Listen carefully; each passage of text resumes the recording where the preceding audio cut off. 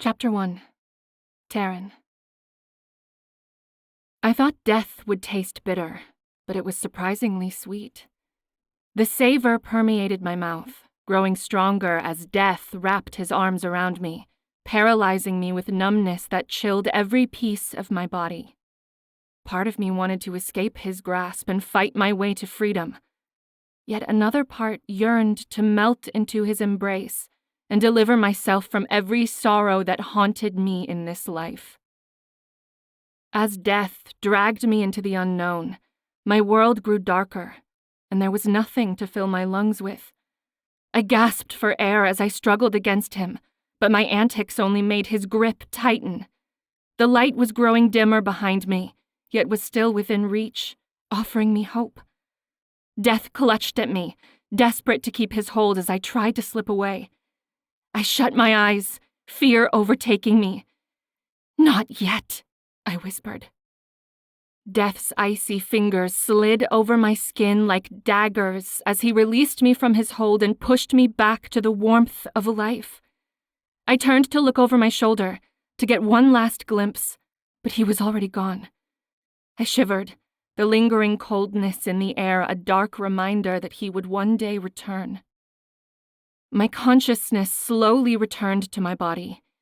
Each sense awakened like a ray of dawn shooting into the sky, filling the world with color and engulfing it in light. My nose twitched, smelling smoke, and my ears detected the crackling of a small fire. I jolted upright, and an eruption of pain burst inside my head. I quickly fell back with a grimace, gingerly touching my forehead and willing the pain to go away. It swelled within me, the ache growing stronger, blocking everything else from my mind.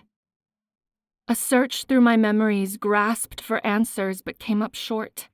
I could sense them there, lingering at the edges of my clarity, just out of reach. When I managed to touch one, it immediately disintegrated, but then I seized another, and everything suddenly came rushing back like the waves of the ocean.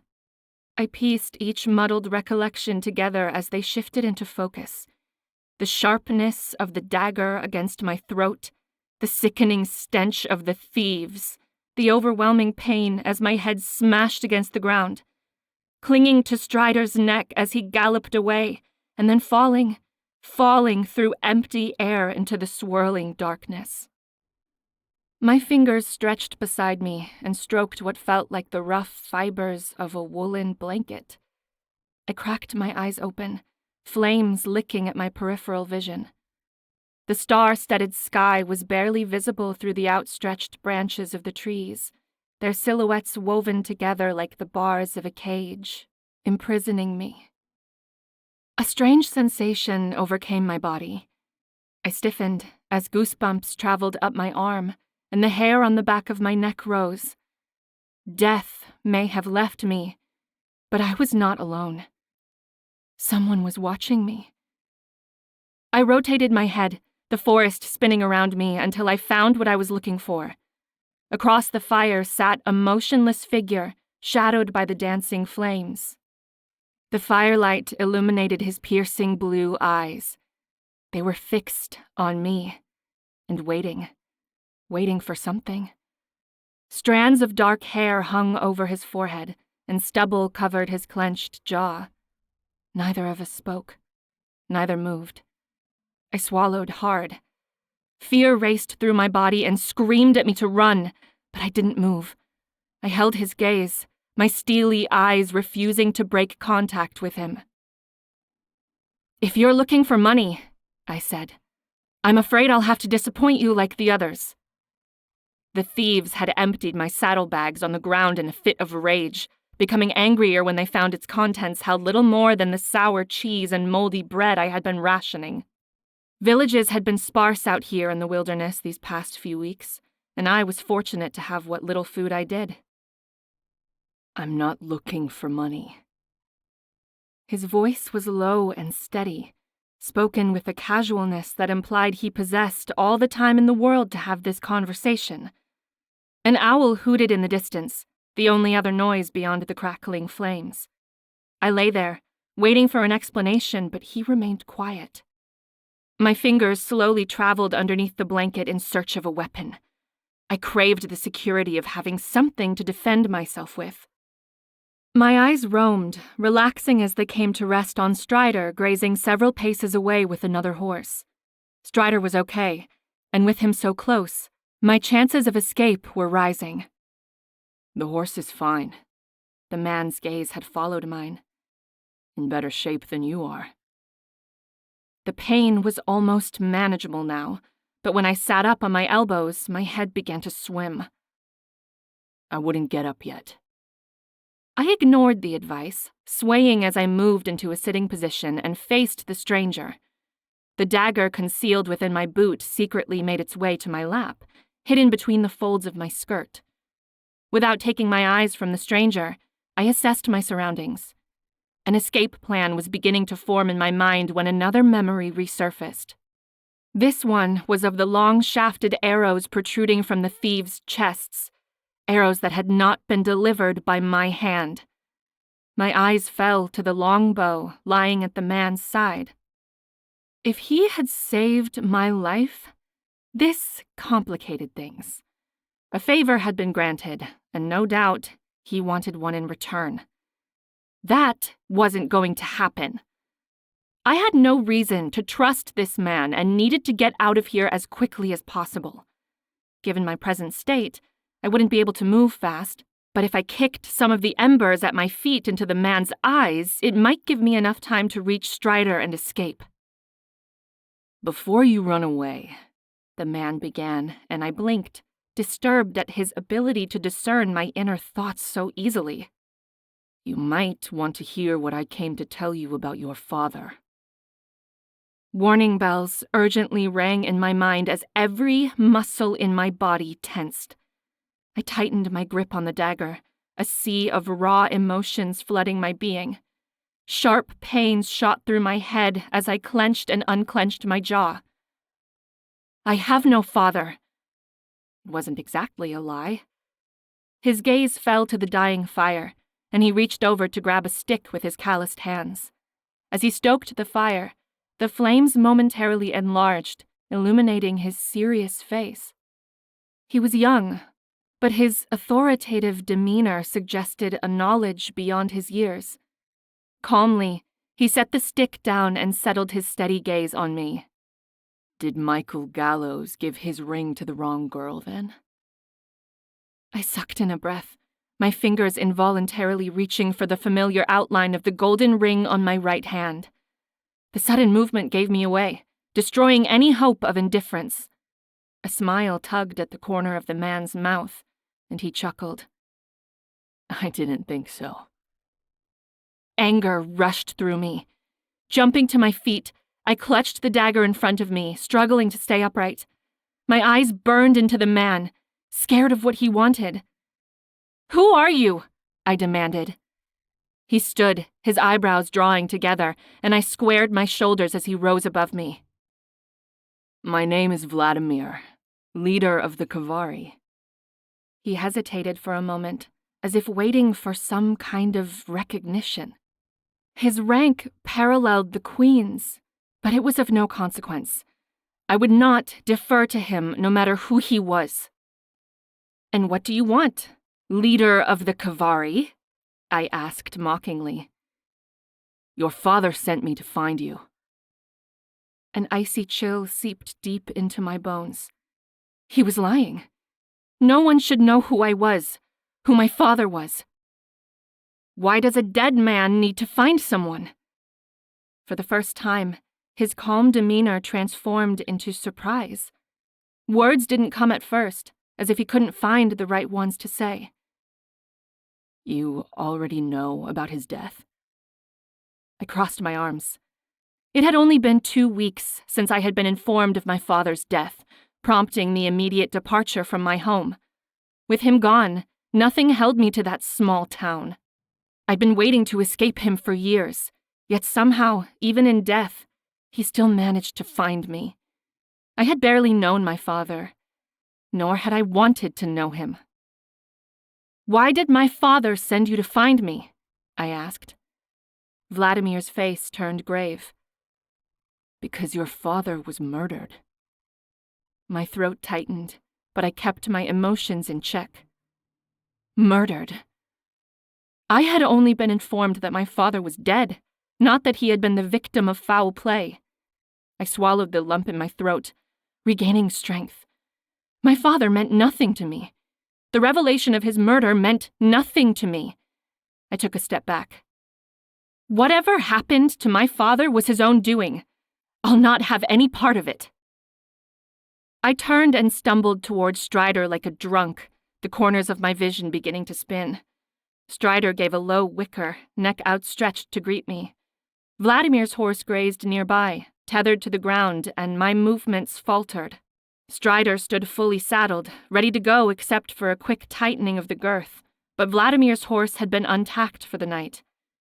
My eyes flicked between the two horses, wondering what the man was playing at. Footsteps approached from behind, and I inhaled deeply, trying to calm my racing heart.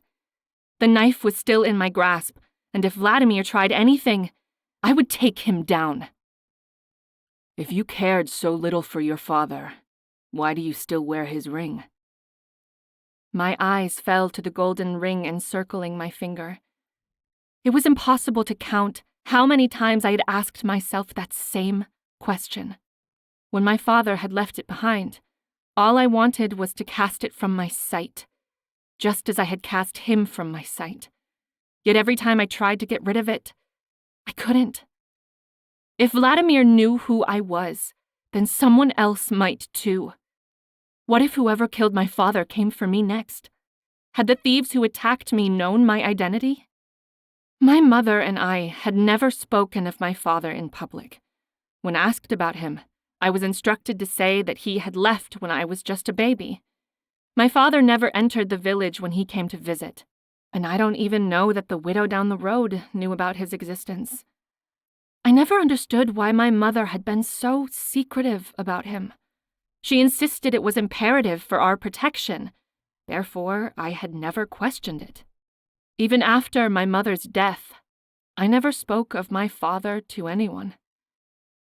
I looked out into the darkness surrounding me, and for the first time since leaving my home, the world suddenly felt vast and uninviting. Over the past 19 years, I'd never traveled farther than the nearest village. I knew nothing of the outside world, and the events that had already transpired frightened me. I had fulfilled my promise to my mother by staying in Navarre until my father bestowed his blessing, but it never came. Upon his death, I packed my meager belongings and set out with nowhere to go and no one to trust. All I had left to hold on to was the hope of finding a trace of my mother's family. Guilt from the indifference toward my father's death rose within me. Your father was murdered. Vladimir's words echoed in my head, twisting around my heart and trying to take root. As much as I tried to harden my heart, the matter vexed me like an itch that wouldn't go away. I might not care for my father, but that didn't mean I was comfortable with allowing him to die without justice. Remorse eroded at my stubbornness, fighting for the upper hand. I placed my hand on Strider's shoulder to steady myself as my head began pounding harder. What happened to my father? I asked, turning back to Vladimir. I didn't want to know, but I knew that I needed to. Vladimir crossed his arms. 6 weeks ago, Michael came to me and said he had stumbled upon information that could be crippling for our country. What kind of information? Michael wouldn't tell me, but whatever he'd discovered, it scared him. 3 days later, he left the capital and refused to tell me where he was going. My instructions were to meet up with him at Hythe in 5 days, and that if he didn't show, to go looking for him. He never came. Vladimir shook his head. Something was wrong. I waited a full day in Hythe before setting off in search of him. The first thing I discovered was a dead Garridan soldier, thrown off the path with an arrow in his chest.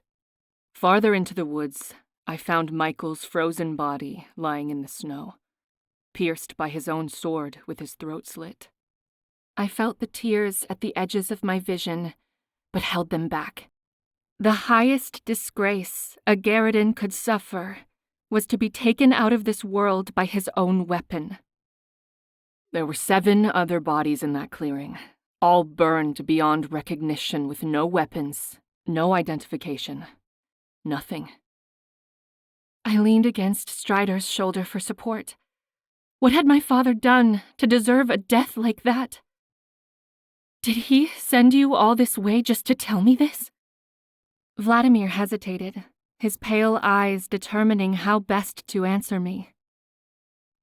After your father's funeral, I received a missive from a man named Gavel saying he had information about your father's death.